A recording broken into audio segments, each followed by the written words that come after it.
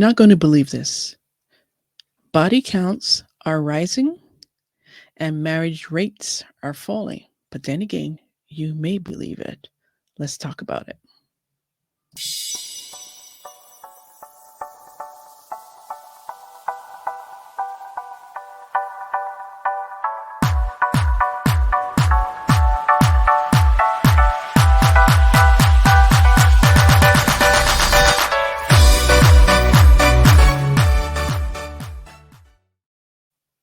Hey, Kharisma here. Welcome back to Kharisma Daily. If you're new around here, hello.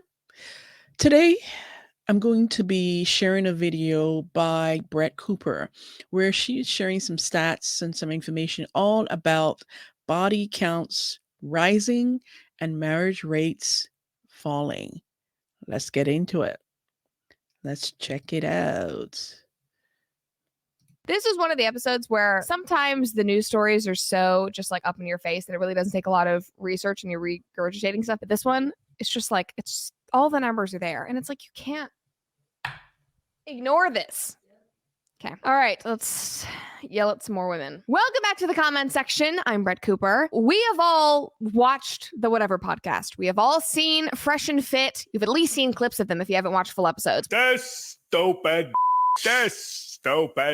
We've seen the TikToks with the horrifying, terrifying women discussing their body counts as some kind of badge of honor. We know that that's out there. That's just currently the world that we live in 2023. So it should not be surprising that women are having more premarital sex than ever before. But the actual numbers are shocking, and we're going to talk about that today. Before we do, though, make sure that you like this video, subscribe to the channel if you've not already, and ring that notification bell so that you never miss a comment section or off the clock episode. So thanks to an awesome article written by my friend Gina Florio over at EV Magazine, I learned that per a 2016 report, the number of women with 10 plus premarital partners has more than doubled in 30 years. Now, I'm not a prude. I don't care if you are a virgin when you get married. It's not my life. It's not my prerogative.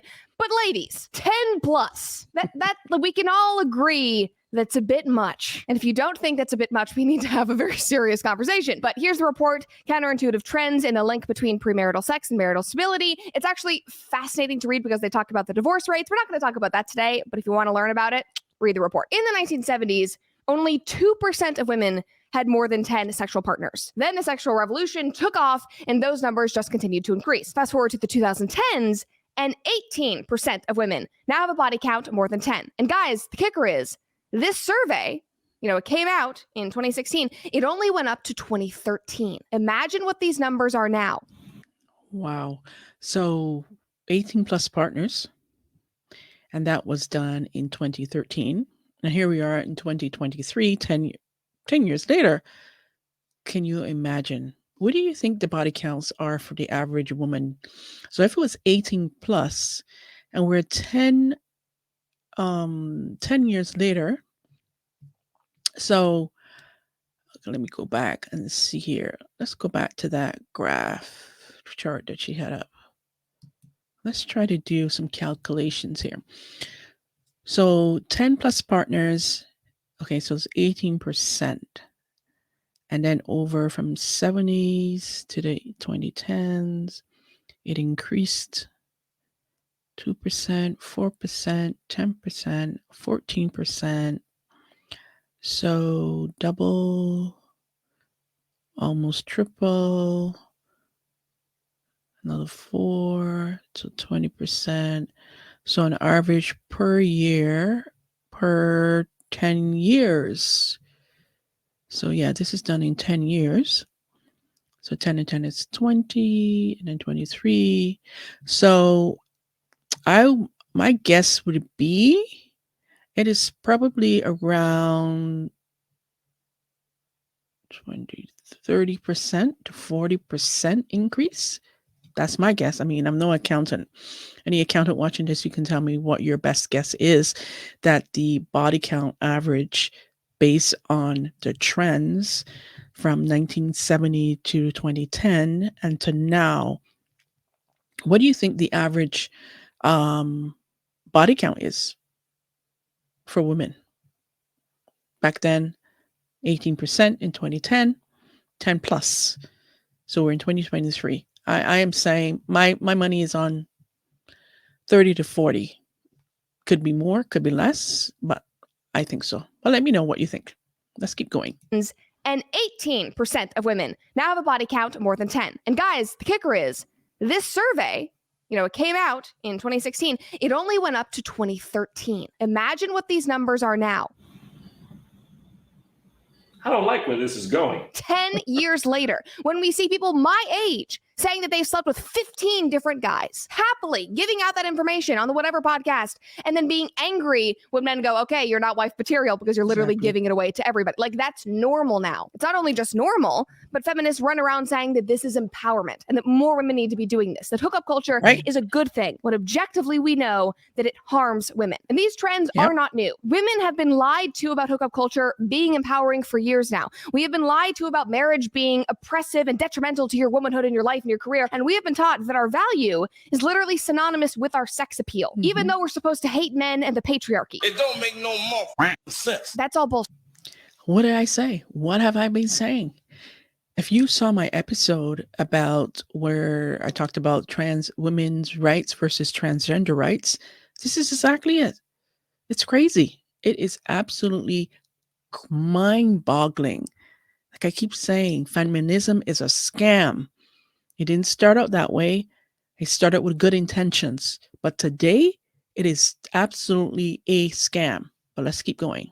Bullshit. I remember being in high school and being so turned off by the incredibly sexual and promiscuous behavior of all the girls around me that I started to act incredibly masculine and tomboyish, more than I really was, because I didn't see any alternatives. It got to the point that my mom literally, like, we were in the car, I was sitting there, I was dressed in all black and like my big boots, and I was like sitting like a dude, kind of like I am now. So obviously things really haven't changed, even though I do think I'm a little bit more feminine. But my mom turned to me and she was saying, like, you are acting like a man. You are so angry too, because you're rejecting these ideals of womanhood and what it means to be a girl in the modern age, because you don't want to be that promiscuous.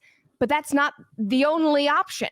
Like, you can be a feminine woman while not giving yourself away. You don't have to be basically on the path to becoming a lesbian or trans if we're in 2023. And then in college, I remember being weird for not using Tinder. They don't haze people in UCLA sororities, but I remember after I rushed, people thought it was so strange that I'd never been on a dating app that I was told to do it. And that was going to be my, quote, hazing by my big and, all my friends there. I was one of the odd ones out for not engaging in hookup culture.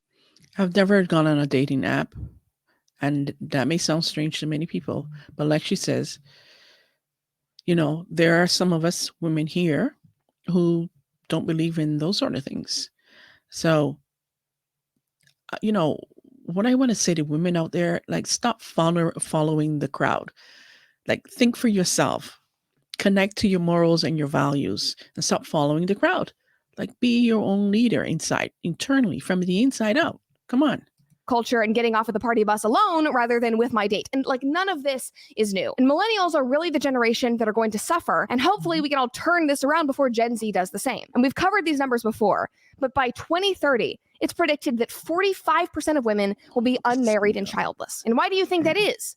Well, it's because we've been told that, men are trash and that our career is the only thing that matters and that marriage and children will inhibit that, which is unnatural. That is biologically unnatural for women. Like, look at this chart from the Wall Street Journal about values in America. This is scary. Percent of people who say these values are very important to them. Patriotism gone down, religion gone down. Having children, like, the whole chart is important, but let's look at that quadrant. Having children, it is a straight line down. Like, no wonder women are sleeping around at these rates. No wonder they're not getting married. They don't value it. They don't care. We've been lied to about this. Here are other stats about it. Here are the marriage rates declining over time. It's just depressing. Like, these days, women are caring more about self-love than actually getting married and having children. And like, we joke about self-love, but it is important to take care of yourself. And women are not taking care of themselves these days. They are doing things that literally harm them when they could be using a Bon Charge sauna blanket to take care of their bodies. Bon Charge is a holistic wellness brand with a huge range of evidence-based products to optimize your life in every way. Their extensive range of premium wellness products help you sleep better, perform better, recover faster, reduce inflammation, and all of their products are healthier than hookup culture. You heard it straight from me. I mean, since 1970, marriage rates have declined 60%, while simultaneously, the numbers of women sleeping around have been skyrocketing. And so then I was thinking, like, okay, well, I wonder what the impact has been on women's mental health. We talk about women's mental health a lot. And, most of the current studies are connected to COVID-19 and women over the last couple of years and social media. But here's a report from 2011. depression in women doubles since the 1970s as they try to have it all. Women are twice as likely to suffer from depression compared with 40 years ago because they are trying to juggle families and careers, researchers claim. Researchers who have studied the extent of mental health problems across Europe say that rates of depression in women have doubled since the 1970s. They found that women are most at risk from ages 16 to 42 when they tend to have children. With a peer, we have a vicious cycle on our hands. I mean, yes, maybe it's their careers, or maybe it has something to do with women's liberation and modern feminism teaching them utter bullshit, which is often aligned with their girl boss career tactics. Here's more information. This is from 2018, addressing unmet needs in women's mental health. It is in this context that the Household Adult Psychiatric Morbidity Study reports rates of common mental disorder in women have been increasing steadily between 1993 and 2014 compared to stable rates with men since 2000. More women than ever are now presenting with common mental disorder. 25% of young women between the ages of 16 and 25 report symptoms of common mental disorder, mainly anxiety and depression. Rates of self-harm in women are higher than ever, again, especially in young women. And that was before COVID. And then after COVID, it spiked even more. Wow. And you guys know this, I'm far from being totally trad. I would love to escape to a homestead and never speak to anybody ever again, but I do have a career and I love my career. But I know that men and women complement each other in a really important way. And I'm excited to start a family because that is where I see true fulfillment and value. Not climbing the corporate ladder and being single at 30 with a ton of plant babies because I spent my 20s sleeping around and hating the patriarchy. I promise you, that is not the path that you want. Exactly. No matter how enticing the feminists make it out to be, the numbers do not lie. Exactly. Well said. Well said. And there you have it. Here's why the body counts are rising and marriages are falling because of the bullshit that feminists keeps playing and keeps brainwashing modern women, and the saga continues. So I've said what I said, and that's all I'm going to say about that. And as always, I look forward to hearing from you. Let me know your thoughts, your comments, your feedback. Have you experienced this before? Do you agree or disagree when you're watching on YouTube or listening to the podcast? Remember, people don't have to love you. They don't even have to like you. But when you look in the mirror, you better love what you see. Take care and bye for now.